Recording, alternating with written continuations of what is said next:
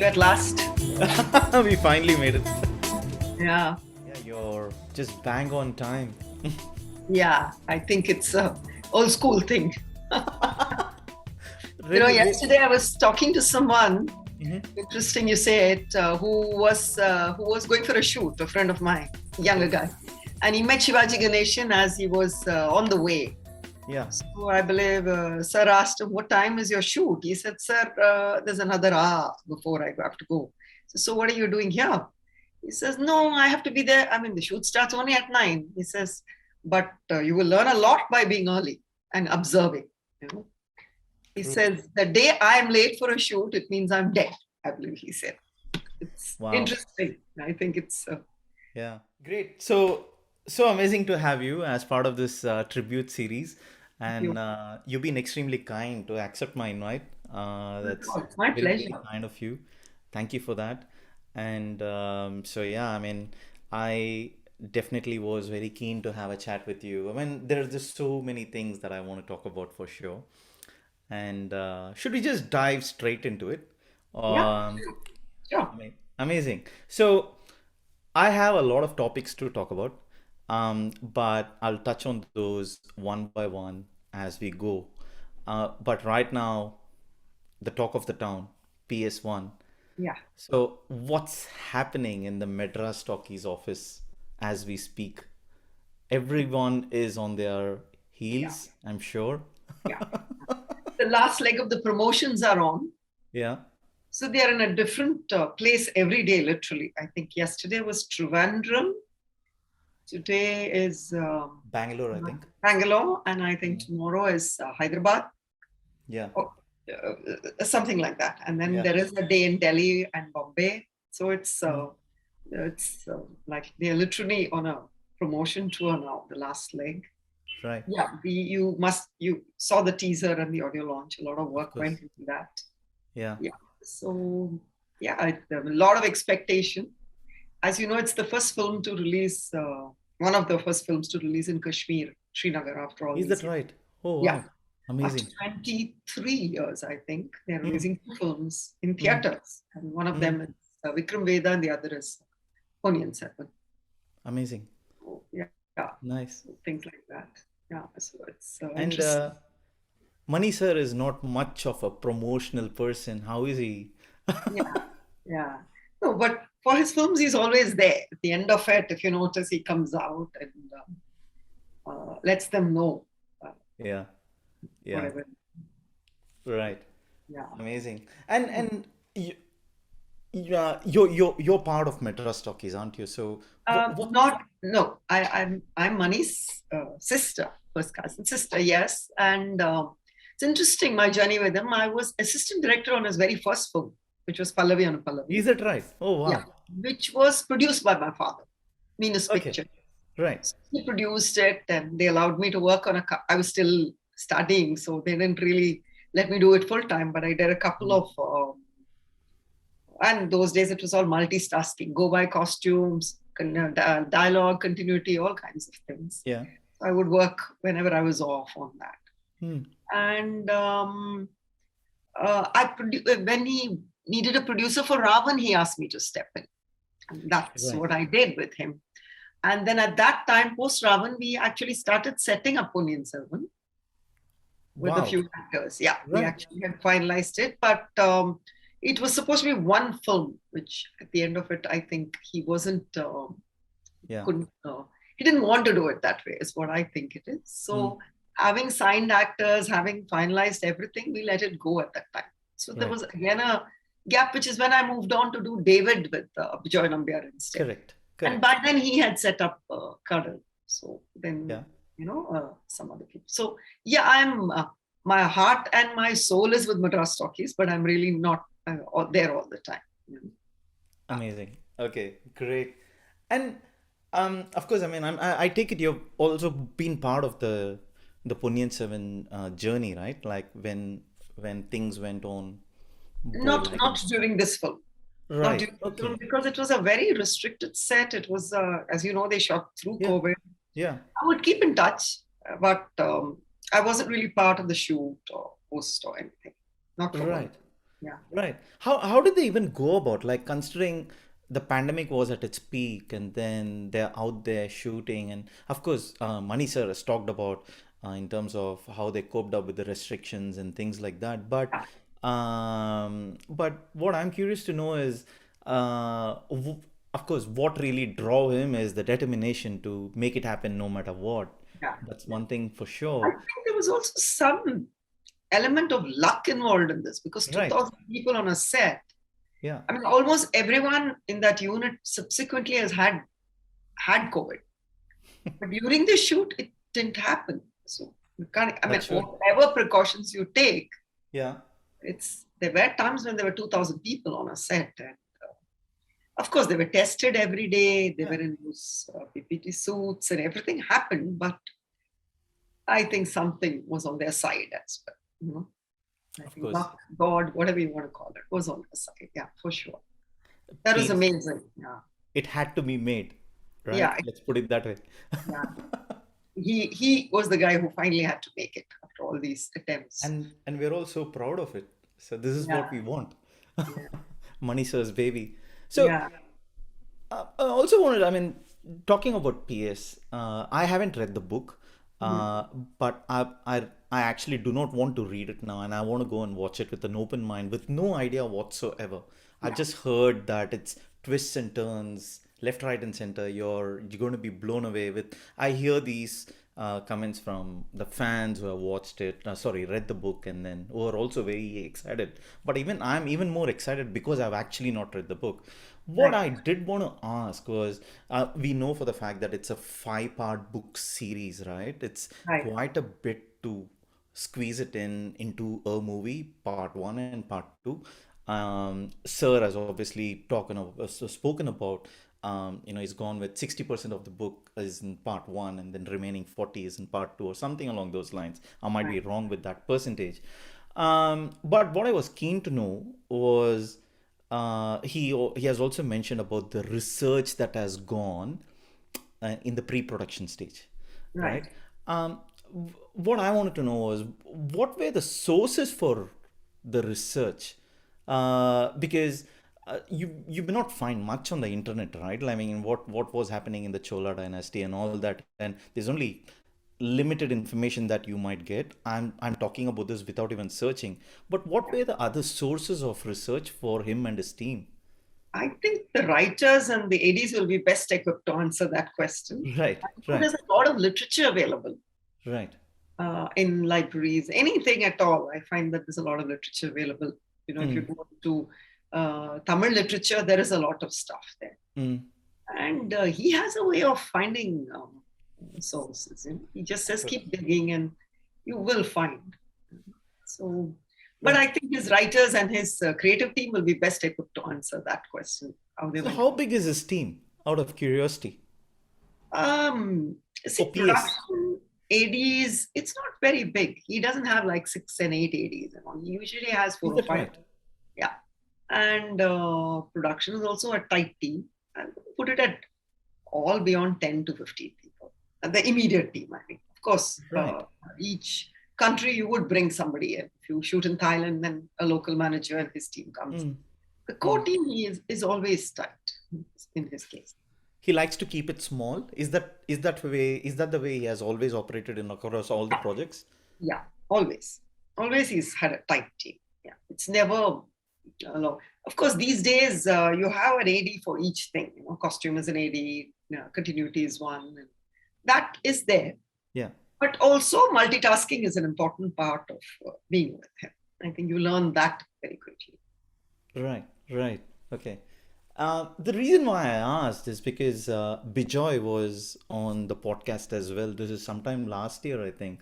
Right. Yeah, late last year was when he was on the podcast, and obviously he was super busy working on PS, and he was raving so much about the music because we hadn't heard anything from the music front at that point in time.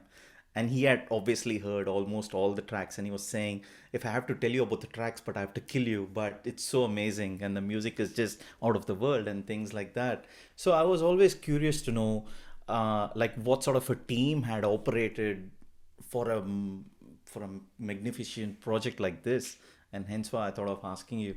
Yeah. Yeah, and and the soundtrack is out. Obviously, we're all loving it, and I'm sure you are too. And you'd have heard it ages ago, much ahead of its release. What do you have any personal favorites at all in the soundtrack? No, I'm doing what you're doing. I want to keep a distance because the hype is too much. Right. I'm not even listening to it over and over again. Hmm. I love soul. I love, of course, Puni Nadi. But I want to see it fresh. In fact, I haven't even read the books in a few years now. Hmm. And it's good to refresh your memory before you go in, I would say, but I don't want to do that. I want to go in without, what is it like when we watched, I don't know, in Game of Thrones? I hadn't read the books when I watched it. I'd like to watch Pony like that. Forget everything I read and just watch his version of it. Right. And you haven't watched the rushes yet, is it? Or No one is allowed to say anything. So okay, I will not say anything. Yeah. So, yeah. understand. Mhm. Great. And so what's the other thing? So talking of the music again, something that uh sort of was a conversation within the community was the choice of singers, Right. especially for a super cool project like this could have always had all the top singers and everything, the A-listed singers in the soundtrack and things like that. But obviously the choice created the magic in terms of some of the singers have had their first ever breakthrough in the soundtrack as well. Right. Um, Anything? I'm just curious to know, was this obviously Sir's view on it, or it was more like a collaborative thing where Mani Sir also has had inputs on, okay, maybe you know what, let's try this way. And I'm just curious, anything that comes to your mind? Have you had? I think they both work like they've got a magical connection. They Right. work together that way. Yeah. And with I don't know whether he does that with other directors, but AR is always it's very collaborative with Manisa. Yeah. It's never any other way. But where singers are concerned, he's always reinvented the wheel, right? Hmm. He's always Correct. chosen the Yeah. unconventional and made it work. Hmm. He's never gone with a voice because they are well known or established. Hmm. You know, he always, I've heard him say that so many times that இந்த song அந்த பொண்ணு இல்ல அந்த voice நல்லா இருக்கும் try பண்ணலாம் he'll just decide that and Yeah. it's uh, that's how he works. He goes strictly by what the sound Hmm. and the mood requires, Right. and I think that's how he's able to make everyone perform the way they do on his songs. Yeah, indeed. And then the magic is very much evident, Right. which we are all loving. Yeah. And since you're Manisha's first cousin, and I'm pretty sure you know absolutely everything about him, I'm just curious to know what's a day in Manisha's life like. Because these things, obviously, Manisha is not going to talk about it even when he comes on the podcast. Touch wood. And I did try to ask him a few things when I met him at the wedding and then at the airport, as I told you. Is man of a very very few words, smiles, and then uh, limits his answers. um, What's his day in a life? What's the day in a life like for him?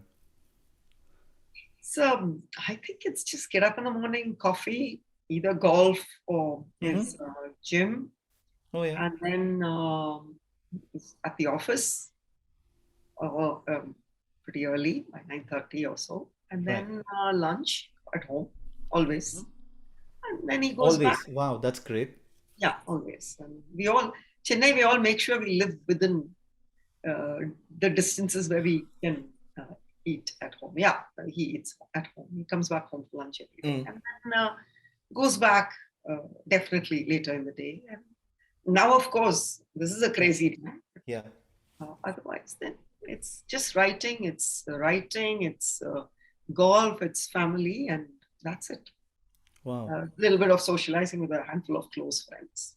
That's it. Understand. Wow, great. Nice. And is he what? An early riser Yeah, or a he's late night very early early. riser? Yeah, very early riser. So either if it's golf, also it's early mornings. Mm. Gym also is very early. By maybe 5, he's out. Right. So good. So nice. All right. Moving into the ARR world. Yeah. And I'm sure you have a lot of things to talk about. And I'm also going to pretend as though I'm not read the book. So making it very clear, I've actually forgotten. I don't even know if that book exists. So I'm going to be talking from that perspective.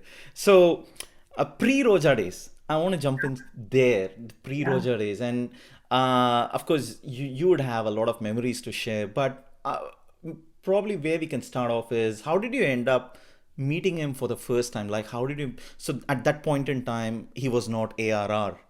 So Yeah. is that Yeah. right? Right. And then you were working with him on the jingles and stuff. Right. How did you meet him for the first time and what was the collaboration like? And yeah, if there's anything that you would like to share. Yeah. I mean, the first time actually, irrespective of whether he became ARR or not, is not forgettable because it was we were at the very beginning of our careers, Trilok and I, in Mm-hmm. Trish Productions. It was also very early days for us, and we were doing a public service film for drugs for the Round Table 42, and therefore there was no funds. I mean, it was the film had been donated by someone. Someone had given us camera. Vikram and Kenny Mm-hmm. had very kindly done the role free, and Okay.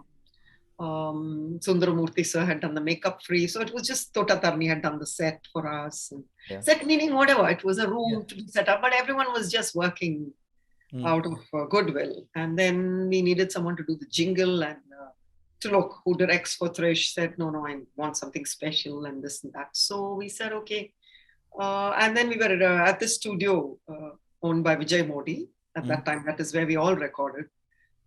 So he suggested this boy he had heard of who's very talented, who's just also early days, called Dilip. Mm. So I called him and he said, okay, I'll do it. I said, there's no money, I'm telling you. He said, no, it doesn't matter. It's interesting, I'll do it. So then he was late. And I get fidgety about that. I'm that person. So I was a little worried. Is he coming? Is he not coming? And then his one car comes up and a bunch of things come up. Everyone had one keyboard in those things. We didn't even know what these things were.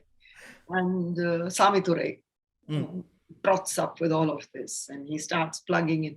And I'm asking Modi, what is this? And he says, shh, this is how it works. I said, okay.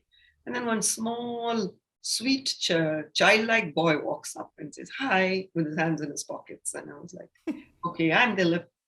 Can we start? I said, yeah, you can start. We've been ready. So he Mm. saw the film a few times. And Mm. then he said, okay, can I call you? Give me some time. I'll call you if you can be outside. I said, no, we sit here.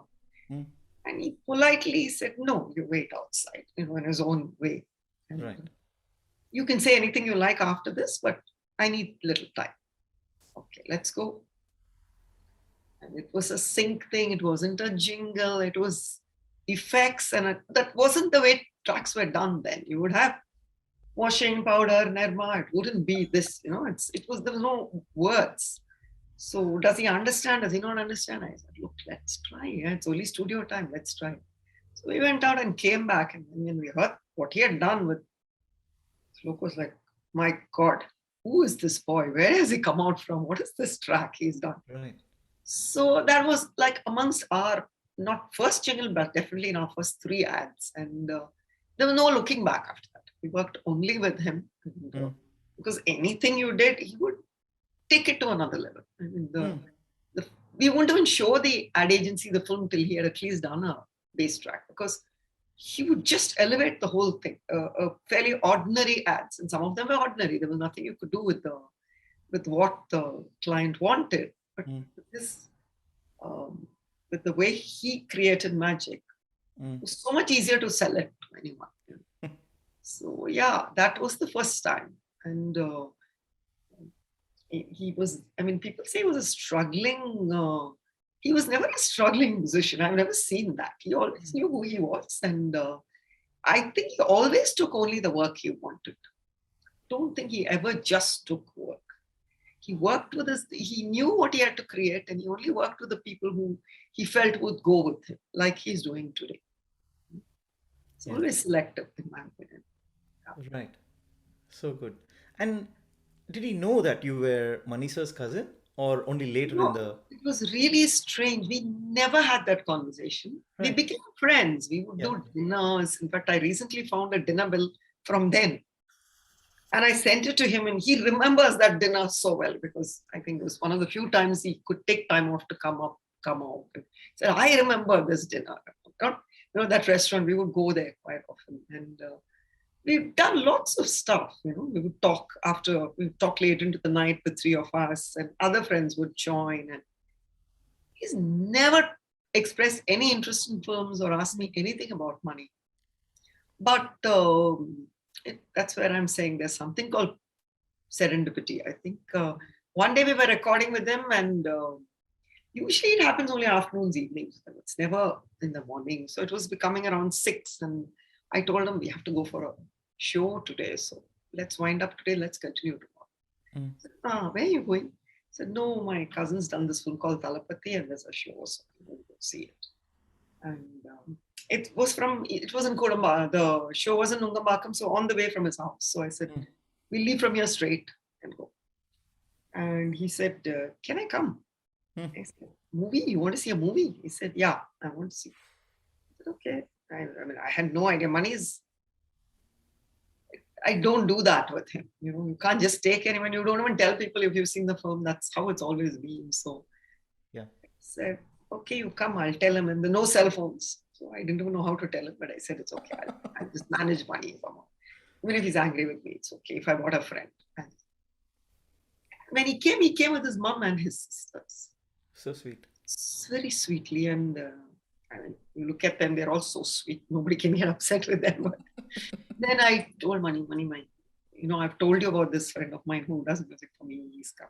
And Mani was like, yeah, fine. It's too graceful to say anything else. So we went in and saw the film. And that was the end of it. That's the first time I realized that he knew that, because we've never spoken about it. Not once. Not once has he asked to meet him, or even that evening he never said, I want to meet Mani or anything. Yeah. So it was, these meetings I remember very clearly. There are things he remembers which I don't, but these things I remember very clearly. Right.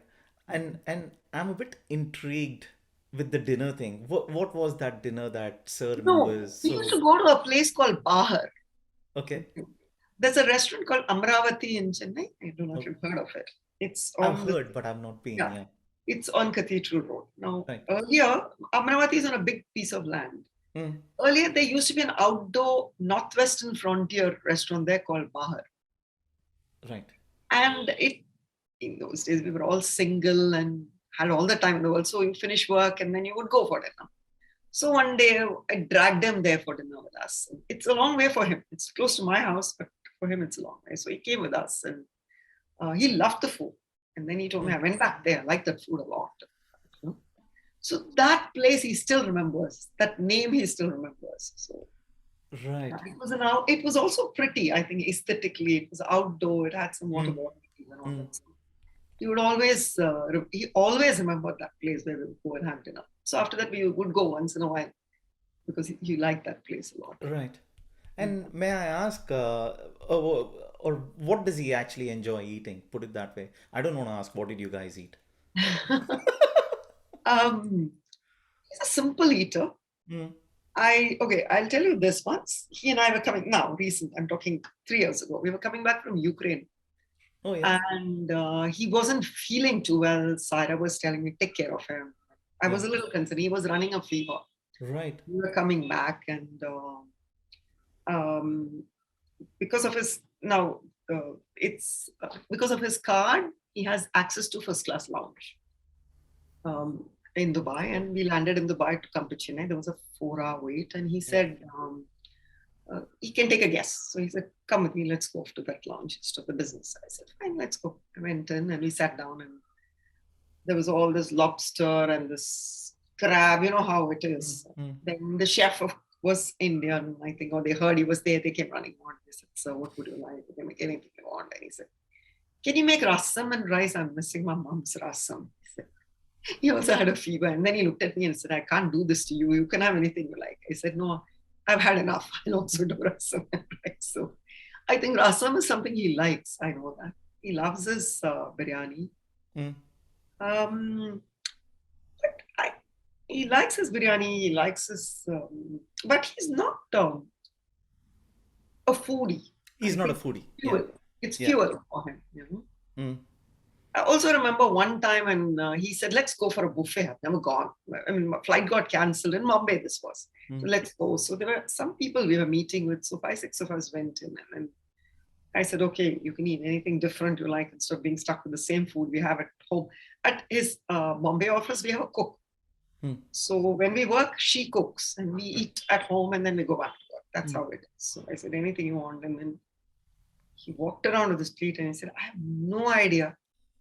So just get me something which you think I can eat or just give me biryani. So I don't think his focus has been on this. But Yeah. when you take him out, when we do dinner occasionally, he enjoys everything you order. Yeah. So good. And he's not really a fussy eater or anything like Not keep at the all. spice low or no turmeric or I'm allergic to this or No. I think he takes care of his health. He needs to look good. So he would Yeah. like not much oil. Sometimes he's off carbs or something. So there's no salad on the table or something. Yeah. But I've never heard him fuss on food. Yeah. I mean, other Nice. than restrictions of his practice aside, Mm. no issue at all. Right. And I'm going to get naughtier and ask this question. It's totally up to you. But when he has this rasam and rice, does he have it with urlakirangu poriyal or vendeka poriyal or something like that? I'm Or sure he would. Sorry, I'm just going to get a little water. Yeah, I'm sure he would love it. But I've never seen him say, I want only this or I want only that. I've never seen that. Even in his own house, I'm saying, forget a restaurant. I've never seen him say, can we get this is not good enough or right. So he usually eats whatever is made at home. yeah. Mom would make, I remember, like basic South Indian food, but Fridays there's always biryani at home and in Mumbai, anywhere we go. Mm. But otherwise he's a very non-fussy guy. Right. I think far less than anyone else. And then being so conscious about what he's eating too, right? That's being So self-aware about, wow. yeah. Some days he's like, no, right now I'm not eating this. This week I'm off this or whatever it is. Mm. And back in the days, would he have his meals on time, like when his mom calls while he's in the studio or Yeah, I think she took care of that to an extent. right. I wouldn't say on time. I don't think Okay. it would be late. I mean, lunch would be a couple of hours later than other people. Yeah. But he would, I think she would make sure he took that. And he always ate at home. He wouldn't eat with, like, even if we were in the studio, we would eat at the studio, but he would eat at home. Right. And I've also heard from some of the other guests where he does like having breakfast. He does like breakfast and then pongal idli types in the mornings. Any of the breakfast memories because you work closely with him? No, he's, you know what? Right through, he's been very considerate with me. Somewhere around 2 or 3, he would say, I think you go home. He tells me. Right. Very, very kind to me. He's never Beautiful. made me wait. I don't know what it is. But, okay, we had an editor from Bombay come and rework on 99, you know. So now she was already doing a film, but we wanted her, for some reason we struck a chord with her. So she would come the last flight out from Mumbai. So she would come in around 9 and leave around 6 in the morning to go back to work. And she did that for us. It was very kind of her, Monisha. And therefore I would be with her because I was coordinating the film. I was producing it with him and everything. So yeah, those nights I would work.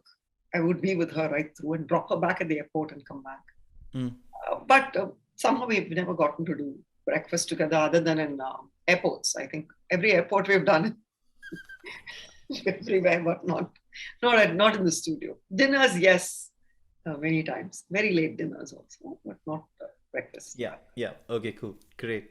Just moving on from the food side of things. After the catch up that you scheduled between Money Sir and AR Sir, and when the catch up happened, uh, Sir obviously played something for Money Sir. Yeah, Do you yeah. know what he played? Do you remember? Yeah, Trilok went with him, my husband. Trilok is the one who took money to Yeah. BTR that day. I think it was a bunch of his work, Right. all kinds of work. It's just jingles, Yeah. songs he had composed, which Mm-hmm. I may not have heard before. Mm. Just a spectrum of work. But Right. they asked, look, what should I play? What should I play? Look said, look, you're the best judge. You please play whatever you think is right. So it's a spectrum of work that he played, I think. And yeah, Mani didn't say anything. He just smiled as usual and said, okay, thank you. I'll get in touch. And yeah, I believe we asked, look, what does he think? What is he saying? He says, we'll find out. We just wait. So clearly the decision came pretty quickly. He must have been as blown as we were by his Right. voice. Yes, yeah. So you did ask Money Sir as to what he thought Um, after the I meeting? don't. I don't. I never do that with him. Okay. He wants to tell me, he'll tell me. Wait, he'll say otherwise. So So you basically give him a I wanted space to and then think you over wait it. for Yeah, him to come. yeah. These guys all need their space. They tell you when they're ready to tell you something. I think you respect. I respect both of them too much to, push any decision at all. Yeah. But he came and he must have wanted to think over it. After you hear something, must have thought it's good, but this or that, and he got back and said, Right. okay. And from there on, they were in touch directly. Of course. Of course. And obviously Roja happened. Yeah. And by the way, when I met Mani sir recently, at the wedding and on the way to Bangalore in the Chennai airport, I got him to sign the Roja CD as Oh, well. wow. So yeah, he has actually signed the CD for me, and it's funny that I had it in my backpack, thankfully, and then Yeah. so Amazing. and I don't even know where my it CDs was are. all meant to be, I feel, because I happened to meet Mani sir, and then sorry, I'm digressing a bit, but I just want to give you a gist of it, and then I happened to have a few Lindt chocolate bars in my backpack then, and dark chocolate, 75% dark. And I gave him a bar, and then I also gave one to Hasini ma'am as well. And then he was like, "Man, you're giving me something that I absolutely love." He absolutely loved it, and so glad that thing happened. And he also signed my CD. Now, sorry, I didn't want to digress, but Roja happened, and yeah, when I mentioned Roja, that's where it brought up this memory. So Roja happened. It obviously changed the entire world and things like. But were you part of the making of Roja? No, no, Did you have no, any? Okay, no. The only thing I remember is one very sweet thing he did is the minute he finished the first song, he called Trilok and me and he said, I want you to be the first to hear it. Clearly, Mani must have heard it before us, but huh? before anyone else hears it, I want the two of you to hear the song. So that Right. I remember hearing it and he had it fully set up. One of the few times I think when he had finished a song like that. Otherwise, he's always tweaking it till the last minute. Always tweaking. Yeah. This was fully finished and it was really a moment again, which I won't forget. It was, you heard the song and Trilok's really got a great sense of music more than me. I'm more a producer, but he's more a director and a creative guy. And Hmm. he told him laughingly that, my God, you're really going to go places and I think there are going to be cutouts of you everywhere, Da. He said, it was like, He said that at that point in time. said that. Wow. He said that, and he was like, be quiet and all. Rahman was laughing. So it was actually that song made you realize this guy could Hmm. be able to do this. It was just, Beautiful, beautiful. I love hearing stories like these. And when you actually catch up, like, like now when you catch up with AR sir and all, like what kind of conversations do you usually have? Do you talk about the memories of the past, like, hey, that dinner thing or things like that? I'm just, sometimes, what do actually, you he's usually very talk? good. He's better with the past than I am. I'm not very good with the past, but he remembers a lot of stuff. He is Okay. sometimes, he will meet someone and he'll say, hey, remember that person?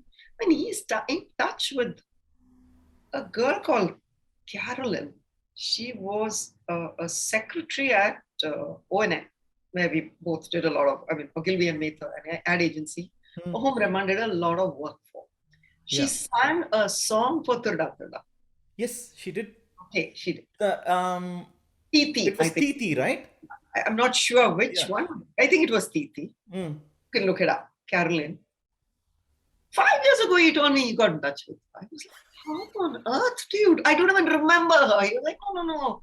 He will remember everyone. He's got a fantastic It memory. does. That is one thing. But more than that, I find every time you meet, he comes back from journeys and experiences, and he's full of new things to tell Mm. you, and it's just fascinating listening to that. Whether it is a technology, especially, is Yeah. such a techie. He's telling you they're doing this, they're doing that in music, in film, in art. He's not into one thing. He's not Correct. stuck with just music. Yeah. Then he'll say, let's eat ice cream. So we do that. Things like that. So he does like to indulge at from time to time. Yeah. He's a easy guy that way. Sometimes he'll say, let's buy some ice cream and have or something like that. But Nice. yeah, sometimes just dinner Yeah. Yeah. in some restaurant. So good. So good. So Roja happened, and then it changed the world, and I'm so glad it changed the world, uh, and it changed millions of lives after that, and then so many people, pursued music, and that's the kind of revolution it has created at that point in time, and it still continues to create. But what I wanted to ask you was, what were the conversations after Roja happened between yourself and Sir? Um, you know, what did you talk about after whatever Roja did? It was a crazy busy time for him after that. Right. We would touch base, but there was the conversations we have had in the last, I won't say 5 years, 7, 8 years, didn't happen then. You know, Mm, mm, that was a hectic time. You would say hello and you would just meet, or he would correct. drop by at home sometimes and late in the night, or we'd go for a drive. But there was no time to talk. He had Mm, the whole world at him, and he had to make these choices of which films to do. And I think it was, and to be honest with you, we were also really busy yeah, of course. with ads at that time. I mean, Yeah, without him, we were still working around the clock. And yeah. I remember one evening when actually the light was fading. Trilok and his cameraman were taking a last shot in AVM studio, and his phone rings. It was the very, very early days of cell phone. So maybe 20, 30 people had it in Chennai. So he called and he said, we both have a cell phone, so I just wanted to say hi to someone. So it's like, Love it. okay, I'm going to call you back because I'm losing light now. I remember that moment very clearly. Shooting for Three Roses, one tea, and I remember him calling. So it would be like that. Some Mm, conversation, something here and there. But mm, he's been great at staying connected if you look at it with all yeah. his um, old friends. I Mm, wouldn't say acquaintances, I don't know about, but mm, people whom he's worked with extensively are still with him. Everyone is still I around. agree. Yeah, I agree. He And knows what their lives are about, if you know what I'm saying. It's not just and people. he's also genuinely connected, wanting to be connected genuinely, not for the heck of it, from No, what I've heard. That's yeah. what I'm saying. I don't think he's capable of that. I Yeah, don't think he's very good with fake conversation. So, correct, correct. Yeah, so, so amazing. And right after Roja, Trida Trida straight yeah, away happened. yeah. And I mean, the kind of magic that created again. And I'm not sure if you've heard about this from the fans or from the outsiders. Essentially, right from that point in time, and it still continues to happen now, is whenever we buy a new pair of headphones or something, Trida Trida is the soundtrack that we play to Oh, check really? the Wow. audio. And we still do. Oh, I had no idea. And Which song? Any song? any song for that matter. And um, in fact, the entire soundtrack. Yeah. Yeah. It just drives me nuts even today when I play it. And So Titi is an interesting story. It was a Okay. jingle he had done for us, for a Right. detergent called Pet. So that refrain was the jingle. Okay. So then he called and he said, "Listen, I want to use it for a film song. Do you think your client will mind?" So Trilok told him that client has closed the company down. You can do whatever you like. So that detergent had gone out of the market. It was Okay. one of those launches that didn't work. Right. So that's the refrain, which is that Understand. thing in this PT. Yeah. Right, right. And yeah, I mean, were you part of that project, like when it was being made? No, Right, by then I was just busy. I never was part of films. I mean, I would hear right, the right. songs in here, there, everywhere, and would be there for audio launches, watch all of that. But Mm, yeah, no, I wasn't. But right, okay. that time, And Rahman had little more time to replay the songs occasionally too when he was doing something. mm, So you would hear a song ahead of time sometimes. great, great. And obviously, you've produced a few movies, Yeah, Ramanan, I take it. yeah, yeah. What memories does it bring? And then were you more like a creative producer? No, money creates, you produce. That's it. No, Right, you read the script when you produce with him. You have an right, opinion on anything you would like to say, you can say at the beginning. right, Then he takes the creative with him, and you help. But it's you collaborate with everyone. That's the good part. mm, You collaborate with mm, the DOP, the editor, and everything. And for me, I mean, that was my first movie to yeah, produce, and it was a mammoth thing. It wasn't Maunaragam. yeah, So I mean, it was bewildering. And two languages, the scale, correct. the HODs I was working with, everything was another level. A lot of them I knew Mm, already. I'd mm, worked with Nani sir on ads before. I'd worked with Santosh extensively. He's shot a lot of ads with yeah. us. And Mm.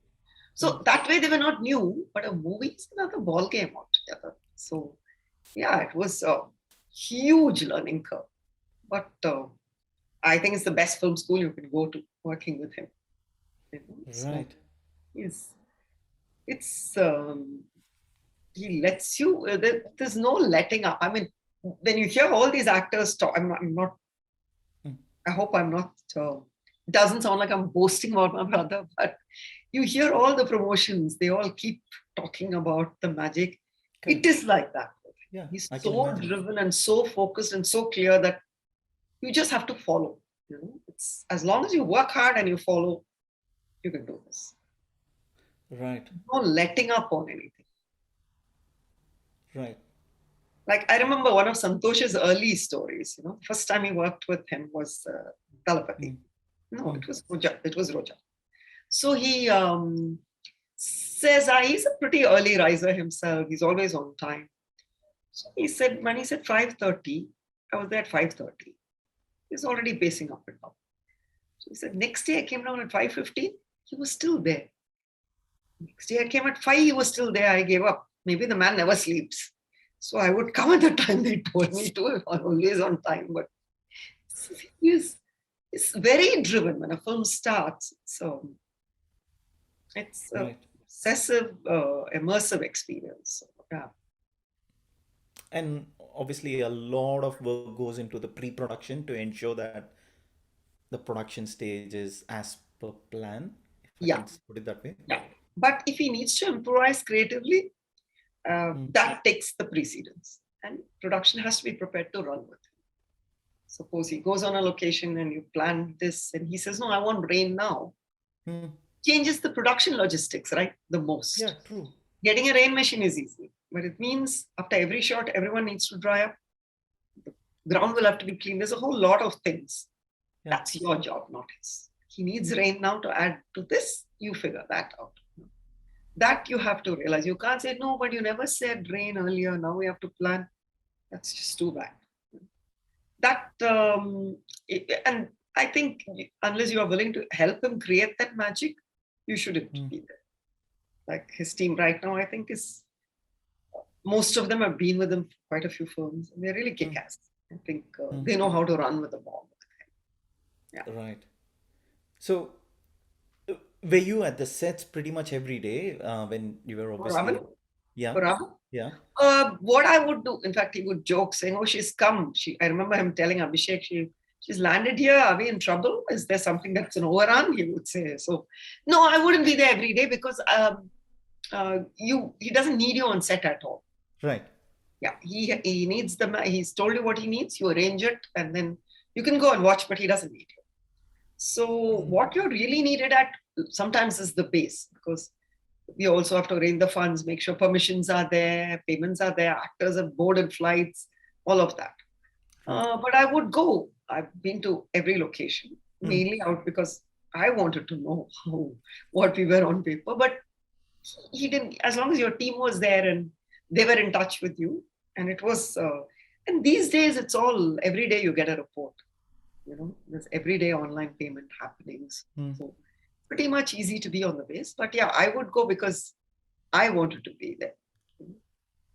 So Just amazing. yeah. Great. So good. I love absolutely love hearing this. And obviously you've been with AR sir right from the early days, and then you've seen him evolve as a person, and his music has evolved over the years.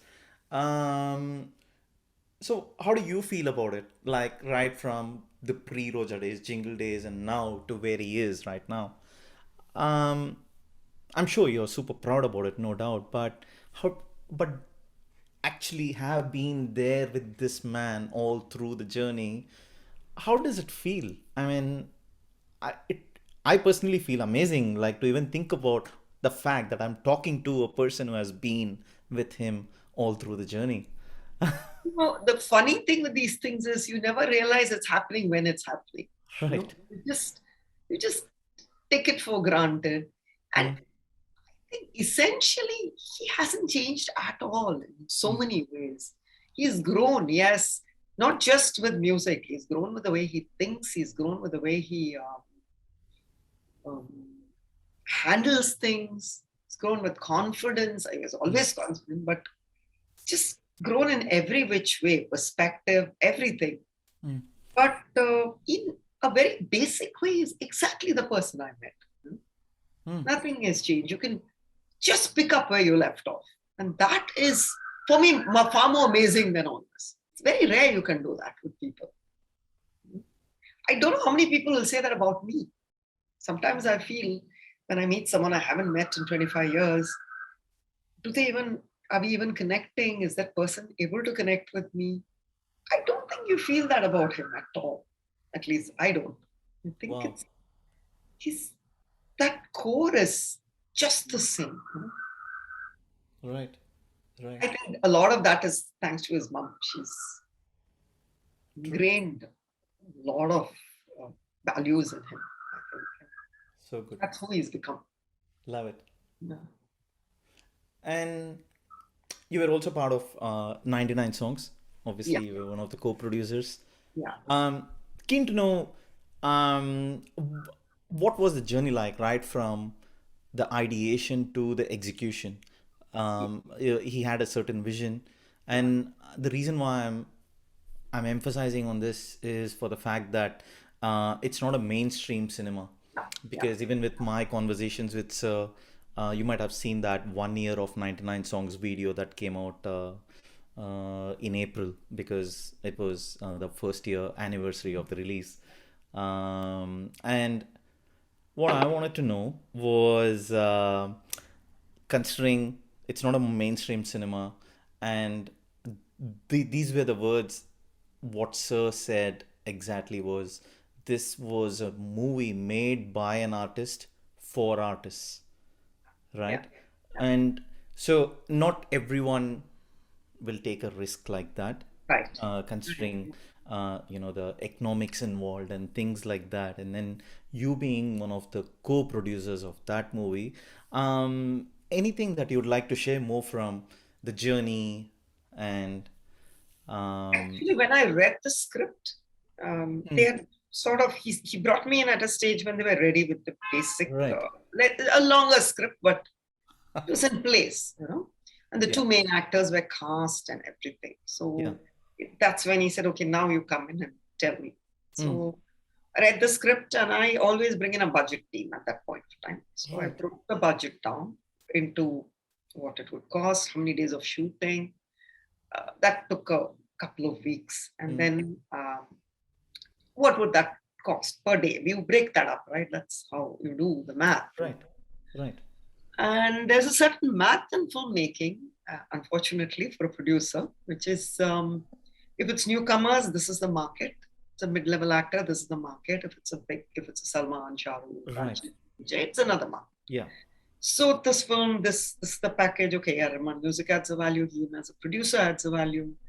As a writer adds a Mm. value. But with all this is what you make the film for in order to, and then you add your printed publicity, and then that's Understand. how a number Mm. is done. So I took all of that data to him, and um, he said, okay, leave it with me. And I said, what we should do is we should reconsider this because this is a lot of money. This is Mm. what it's going to cost, and there is no business like that in today. Or this True. each film has a business, right? That's what Yeah. it is. And so let's postpone. Let's relook. Let's see what we can cut, and let's see how to make this different. So I spoke to the director who had no idea about all this. He's an ad film guy.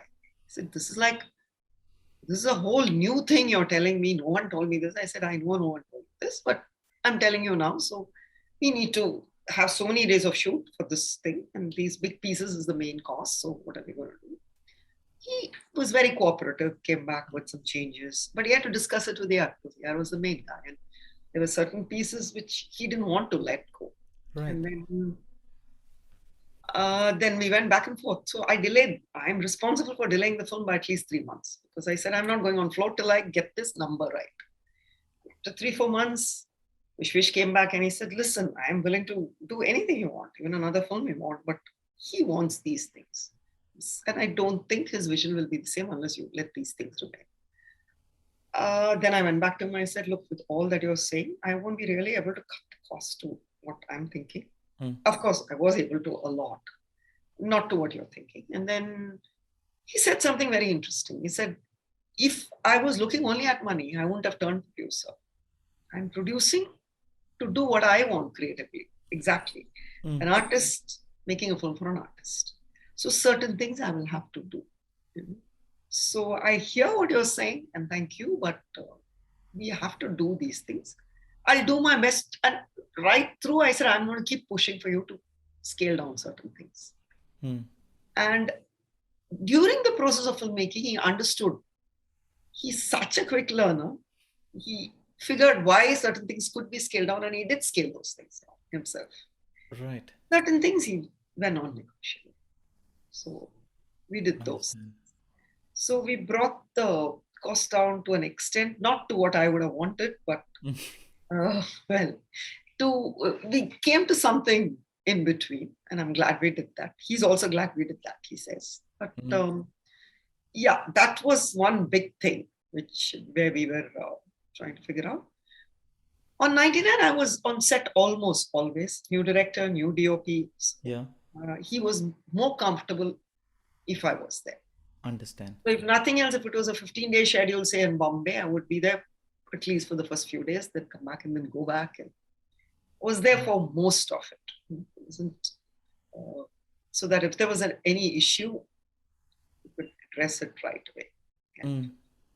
And he was there on set a lot more than I expected.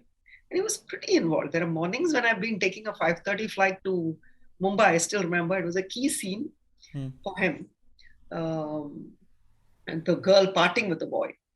And he wanted her to look a certain way. He had a vision. And the costumes came in the night before, and he didn't like the costumes. He didn't have time to see them. I'd sent him 2 days before.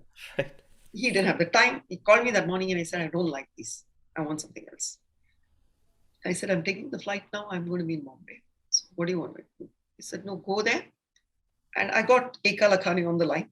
And that girl is such a hard worker, the one who's done for me also. Such a hard worker. And she came on the line, told her what he wanted. She sews some costumes. We shot those costumes, sent it to him before the 2 o'clock when this girl had to come in. We changed. Wow. The girl was wearing. And he was very clear what he wanted. He came in for the shoot, but by the time he came in, we had the costume ready. So he Right. was that involved. And the key things he wanted, he was there. Like his vision, Hmm. Hmm. he didn't let anyone else run point of that. He was there for those things. Otherwise, he gave everyone a lot of freedom. And he would let you do what you had to do. Nice. Yeah.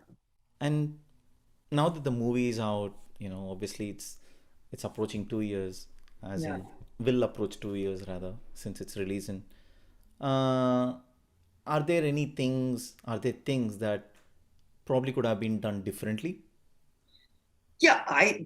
more from a learning perspective? Um, One thing I said to him, which he also, okay, I always believe when a director does his first film, it's Mm. better to have an experienced DOP with him. Mm. But Vishweshan Tane had a great equation, and Tane is a terrific DOP.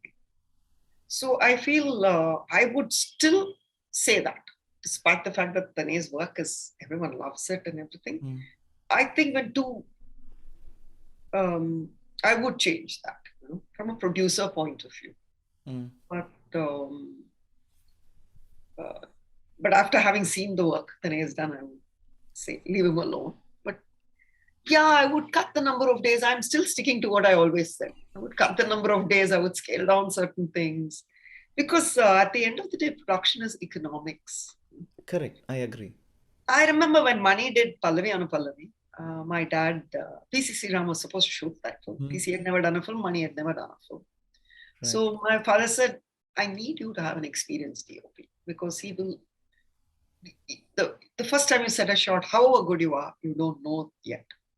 It'll be better to have someone support you.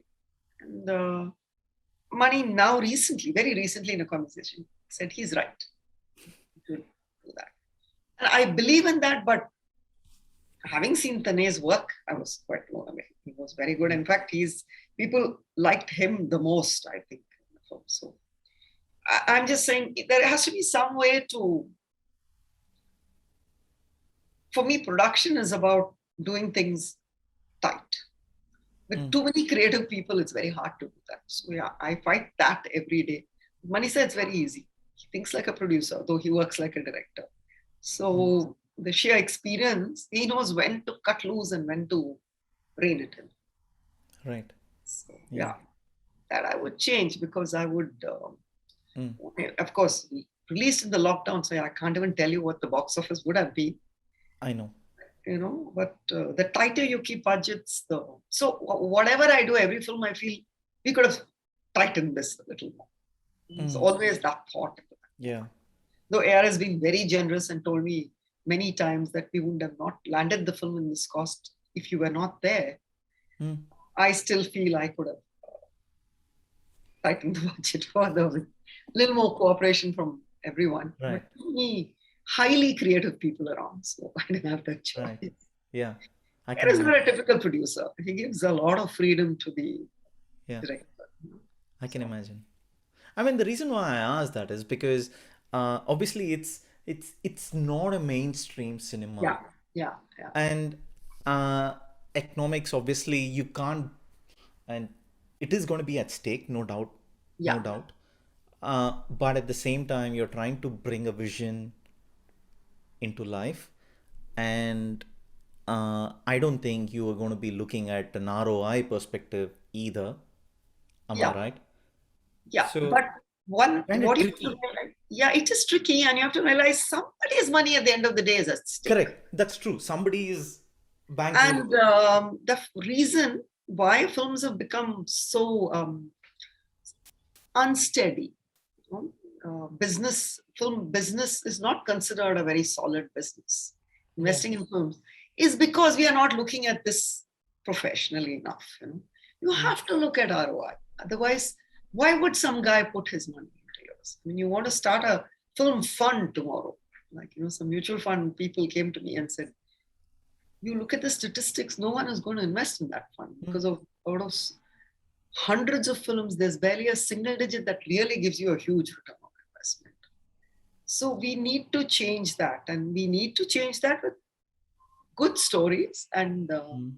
I think uh, better management of funds also. True. It's the only In- thing.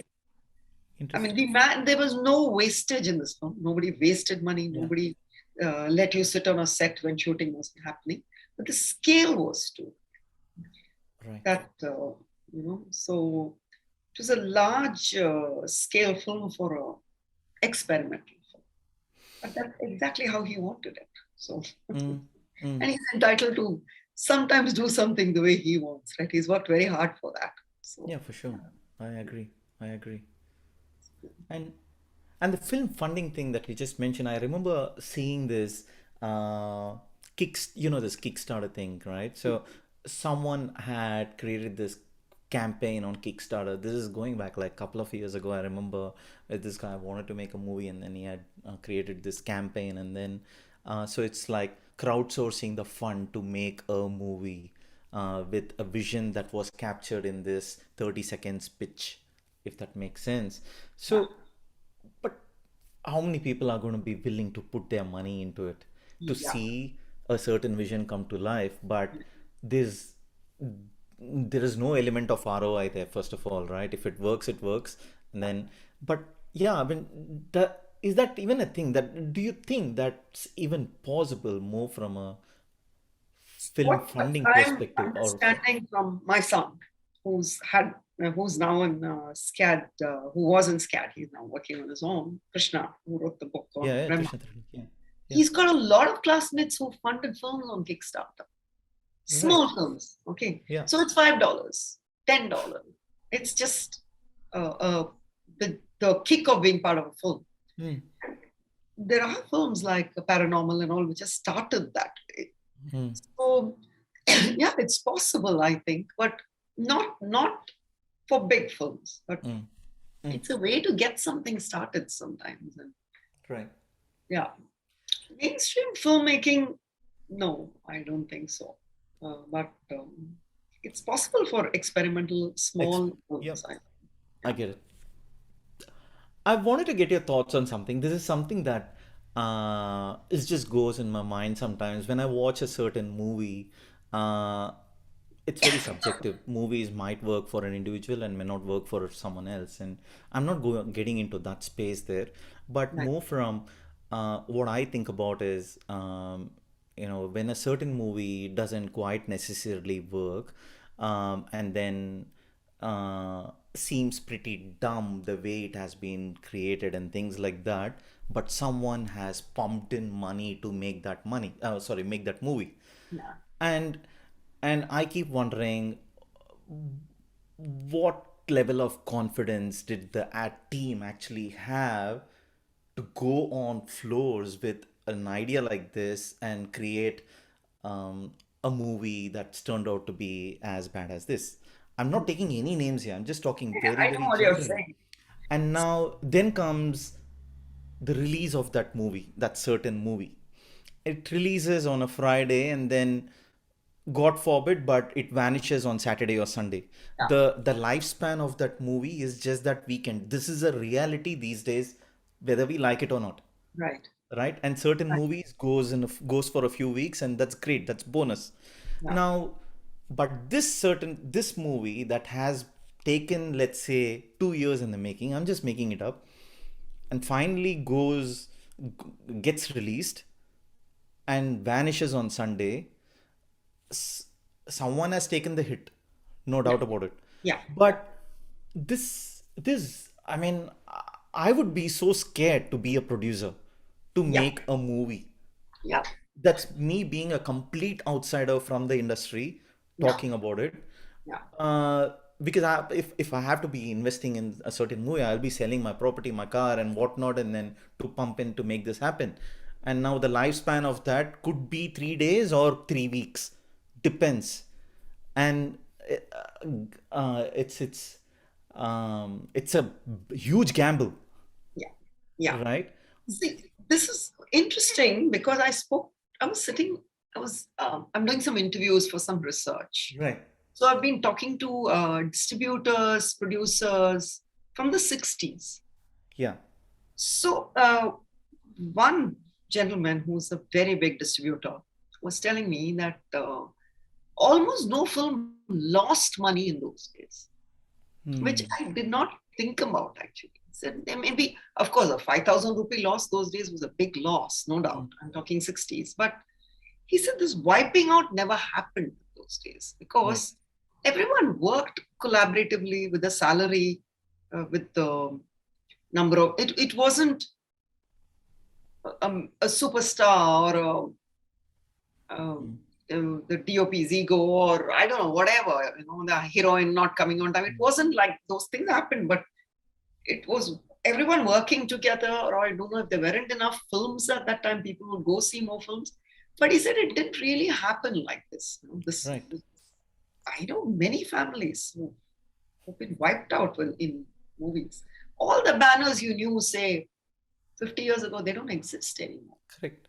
Correct. So who would want to do a business like this? You tell me, think about it. I mean, Yeah. there's no longevity except for a handful. Even those are not from 1930s and 40s. There are banners I'm now looking up for this research, which I've never heard of. You know? Hmm. So it's clearly we are doing something wrong where the numbers are concerned. Bombay has now got into a lot of pakka budgeting and Hmm.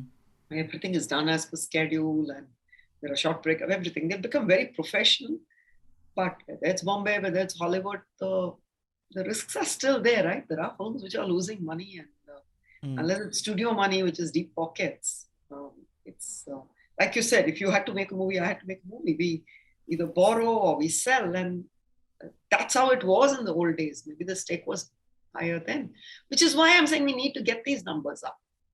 We Hmm. can say 7 or 8 films on 10 work, or at least Yeah. don't lose money, Yeah. rather than 2 or 1 on 10. Then I think more people will produce. And right now, it's a real gamble, if you ask me. Yeah. Whoever you use, whatever you do, unless the numbers are right, it's a gamble. That's all it is. Indeed. And I'm going to ask you this. It's totally your choice to answer this or not, and you don't have to go into the specifics. uh, Mani sir goes ahead and produces all his movies. Most, put it that way. Madras Talkies, obviously. How does Madras Talkies operate in such an uncertain era, if I can put it that way, where it's a huge gamble for anything? Not going into the specifics of anything whatsoever, but I'm just asking more generally I, at a surface again, level. that's exactly what I'm saying. You budget it first Right. and you decide the business right up front. Any successful production house, there's another one called Satya Jyoti today, which is Okay. headed by Tyagarajan, whose father Right. was my father's partner in these pictures, in fact, all Understand. those years ago. He is recently finished, he's produced 2 films with Dhanush, one film with Ajit. Hmm. These are guys, Mani very much as a producer, and Tiago and all these guys. So you say, okay, this is the actor, this is the director. This has to be done in this budget. Right up front, you do the business. You know the business. You know each area, what it will go for. You know that whatever, NSC will go for this much, overseas will go for this much, Chennai will go for this much. There's a number there. And you drop a budget, say, okay, it's 10. It can be sold at 12. It will definitely cover my interest costs at least. Correct. That's how you do it. That's how you Right. don't, and you stick to that 10. Hmm. Come what may. You figure out how you do that. And there Hmm. are going to be things which go wrong because the COVID was a classic example. Yeah, indeed. So how do you bring it back? That's where you have to be smart. You're saying, okay, then I'll let go of this, but I will keep this. I will bring that in instead. I'll recreate this somewhere else. That's what you have to do. Beautiful. And I think you can do that if you are smart enough to Hmm. understand this is a business and not just a creative thing. And that's the producer's Right. job, really. But the director has to be on board with them, the creative team has to be on board with them. I think it can be done. Nice. So I So think good. Manisha works, he's terrific with his understanding of this business. It's a very strange thing for a person to have the left brain and the right brain both functioning equally well. Unusual. Yeah. True. True. Awesome.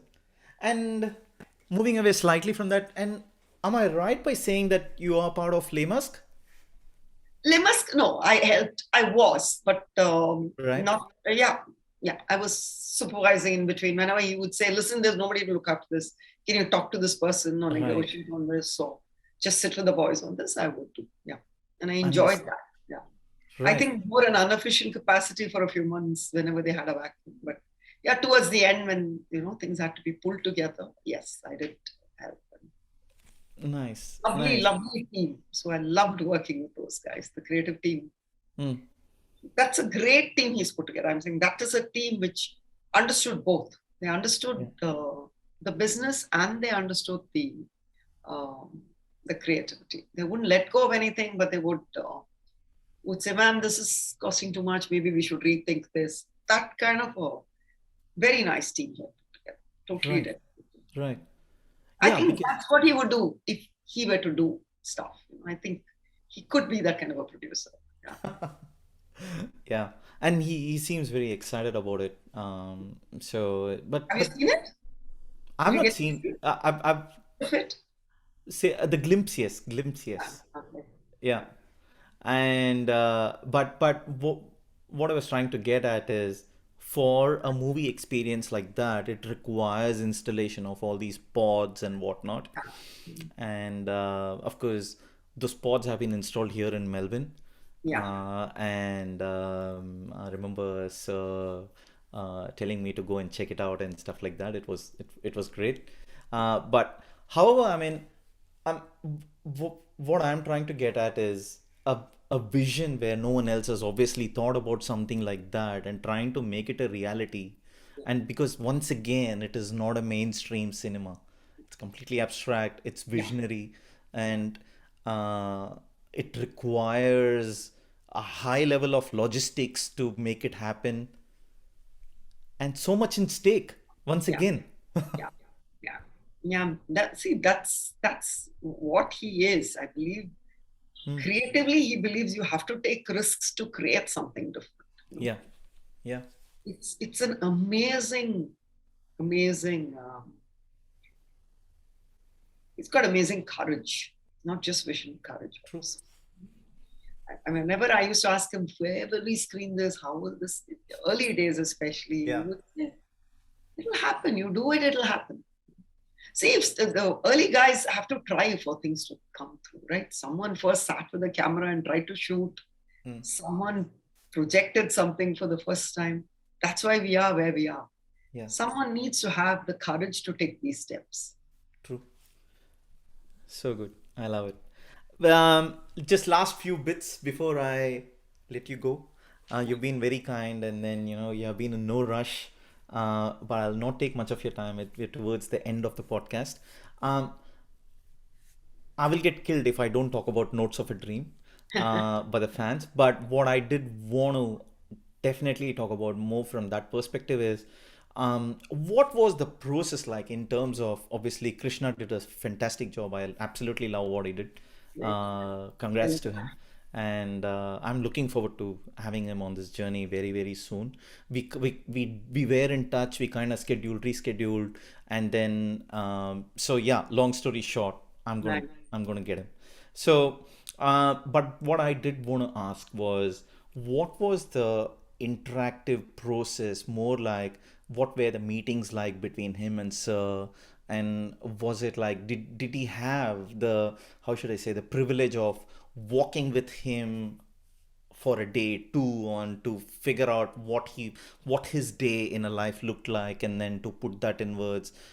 Do you know anything much Yeah, about that? yeah, yeah, yeah, yeah. Because it started with, I don't know if you know how it started. I mean, when we had dinner, I mean, that time Mm. Krishna hadn't left for the US. We were having dinner and he's known AR since he was a child. And then Yeah. I was talking about this and that. And he said, why? I said, why what? He said, why is he making a film? I mean, he's so successful as a music Yeah. director. Yeah. Just this journey suddenly into making a movie. Creative person, he wants to try different creative things. He said, but Mm. how did it even occur to him and why a producer? Why isn't he directing? He said, you want to know all this, you ask him yourself.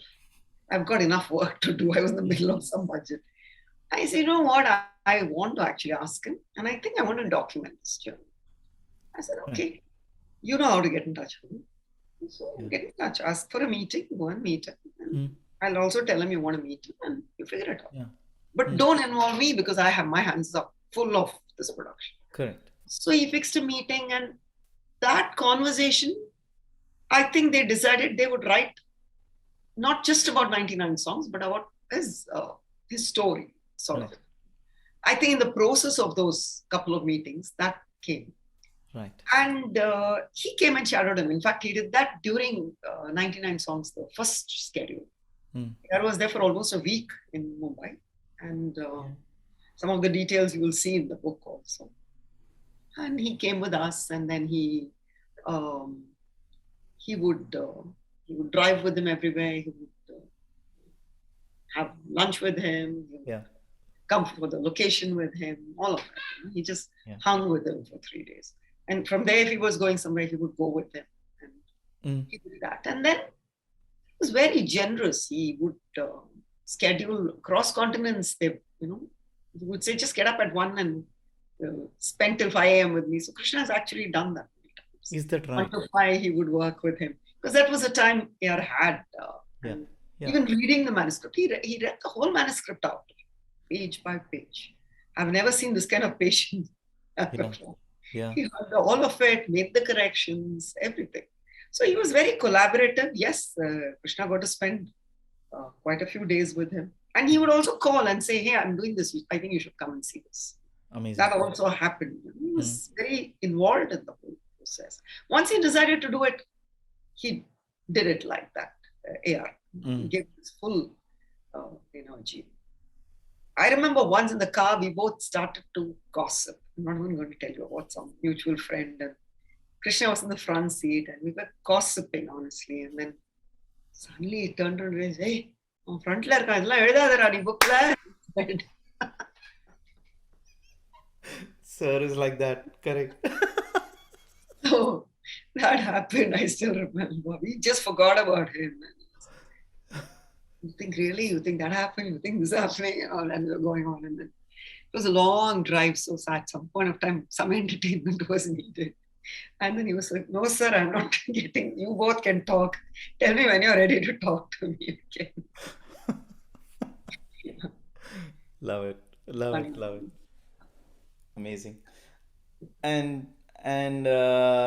yeah, so anything else more from what was how was Krishna feeling by the end of finishing this book, and then it's out and the fans loved it, everyone loved it.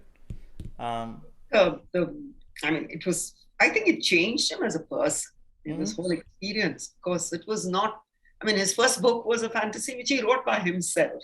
This, you had to get him on board, you had to work with Penguin for what they wanted, and then the promotions and everything. Yeah. It was a whole new game. But I think seeing AR up close like that, I Mm. think he realized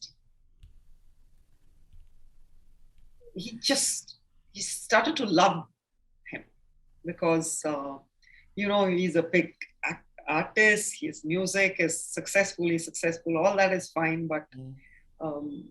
seeing how he operates, how much of heart he's with, and Mm. how easy he is with so many things. Mm.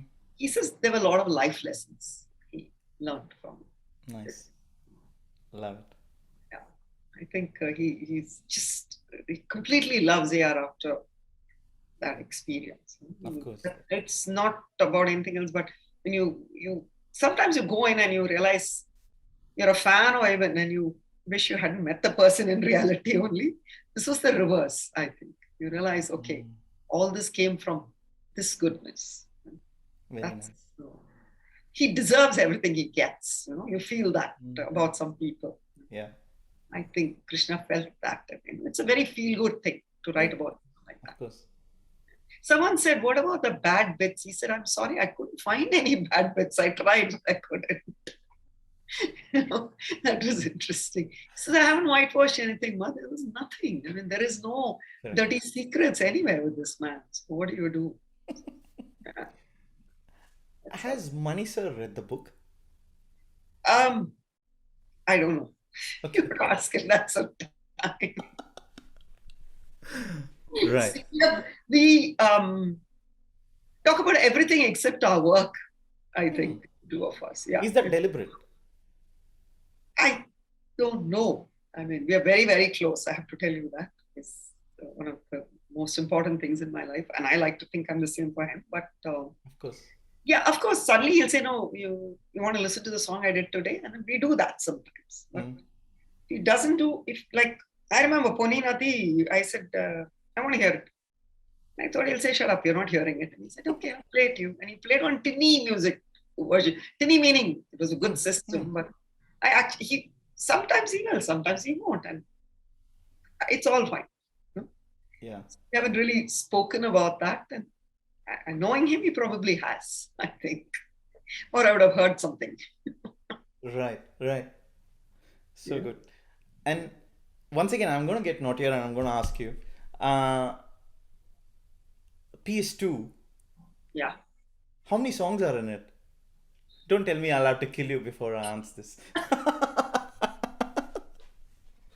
I don't know if you can actually give a final answer to that till they themselves finish the edit.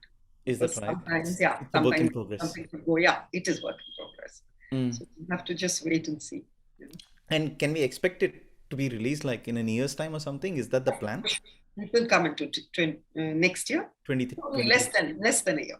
Is that right? Okay. So it's kind of fully ready then. It's been shot, Yeah. so it's only More from a editing. post-production perspective Yeah, as well. That's what I mean. post will have to Wow. happen. But a lot of it will already be parts you've treaded now, right? So yeah, I think the release date will be based on marketing and at the right Correct. Yeah, of course. date rather than that film being ready. The film will be Mm. ready. So Mm. I don't think that Right. will be it. Great. So towards the end of the podcast, Yeah, just last few closing bits. yeah. What's your ARR playlist like? Some of your Uh, favorite songs that you actually, actually listen to, not just saying, okay, I like the song, but you actually no. play it. There's an ARR song for me, like everybody else, for every moment. There is. Yeah, no, I love his Tamil songs. Mm. Lot of Tamil. I have to admit it. A lot of Maniratnam ARS. Like the first 50 songs are there, and then all of Gautam's, all of that, and then I love certain things like Joda, Mm. Dilly Six. Those are all Yeah, of pretty course. much. Right. Yeah, but anytime. I mean, I Mm. remember one day and I picked up money somewhere and there was a song playing in my this thing and he said, "Who is this song by?" I said, "Yeah." I said, "Oh, yeah." I hadn't heard it. I was just wondering who sounds like this. Is there any musician who sounds like this? I said, "No, there isn't yet." So it's sometimes, it's I think this music. You can pick it up anytime. I think you will understand what I'm saying. Of course. Of course. And okay, on that note, actually, what does Mani sir listen to? Does he is he an avid music listener when he's writing and stuff, or In the car all the time. Uh, yeah. yeah, in general? Okay. Interestingly, a lot of Carnatic. Is that right? Hmm. That's something you may not know. And then everything else, of course. All Right. of Western classical, Indian classical, a lot of it. And then, of course, all music, popular culture music. Does he go back and listen to the ARR Money songs, and Mani sir himself? You can ask him that when you get him. Right. Yeah. I'm just curious, that's all. Like, Yeah. will the creators go back and listen to their own creations? Uh, yeah, Yeah, depends. okay, I will say this much. We do play it all the time at home when we're having a party or something. We do. And he has no, So he's not like other Niruthu. No. no, no, no, no, no. No. He's quite happy to listen to it along with Or all. critiquing, saying, hey, you know what, this thing No, could have no, been. no, no, no, no. And No, it's all chill done. time, it's chill time. I don't know if he does that alone, but when we are playing music here, he's like, and all of us are singing along, he will happily be part of it. Does he hum? Does he sing at all? I can't ask him in the podcast. He'll kill me. I'm Yeah, stretching the boundaries of our friendship and I'm asking you, that's all. Rahman Singh, what is, it's all, it's a very private person. So whatever he Yeah, does is in a very small space. right. All of this in a very small space. Okay. Yeah. Awesome. I'm very looking forward to having him on the podcast. So, uh, touch wood. And just the last bit, a message for AR sir via this podcast. I'm sure you can always give him a call and tell him what you feel. But via this podcast, a message, and then I'm sure sir will see it. So, Well, he knows this, but he knows I just have to say I love him. I love you. I'll always be there for you. And you're always going to be one of my best friends. so good. So good. I love it. Great. Sharda ji, it's been an absolute honor to have spoken to you for the last almost 2 hours, an Oh hour my and a God, half. I didn't realize. Yeah. And Okay. So you I'm made that sorry. easy. I'm I'm really not very good sorry with that this, but yeah, I'm glad. I thoroughly enjoyed it, and I really would love to bring you back again, like part two, maybe once PS1 releases and all that, and we'll have more stuff to talk about, and would love to go much more into detail on so many other aspects, more from a production perspective as well. Yeah. These things, I ask these because I'm intrigued. Yeah. Because me as a complete outsider, as I said, I wonder how yourselves and many others actually operate and make it happen. Like we guys as audience and outsiders again have the liberty of sitting on a warm couch and pass comments and Yeah. critique things. We have that luxury. But whereas yourselves, this is your profession over there, and then making it happen, breaking being in the creative field, and again being super vulnerable about, Oh yeah. it's not an easy shoe to be filling in, easy pair of shoes to be filling in. And that's why I always like these things. I would love to hear from the creators themselves, just for my own knowledge, put it that Yeah. way, Yeah. and then hopefully it benefits others too, that's all. So if So you're ever in Chennai, we can chat as well. definitely, yeah, 100%. And I'm sure I'll be coming towards the end of this year during December. I'll definitely be in touch, and then and just as a thank you note, for you've been extremely kind to give me your time and be part of this ambitious tribute journey that I'm on. I'd like to send a box of chocolates as a little thank you. So I'll be grabbing your address and stuff like that later, to just send you a thank you note. That's all. So That's thank you great. so much for your time. You've been extremely kind, and then yeah, so appreciate it. Thank you so much. Thank you. My pleasure. It was really easy doing this with you. Thank you so much. Appreciate it. Thank you. Have a great evening. Bye bye.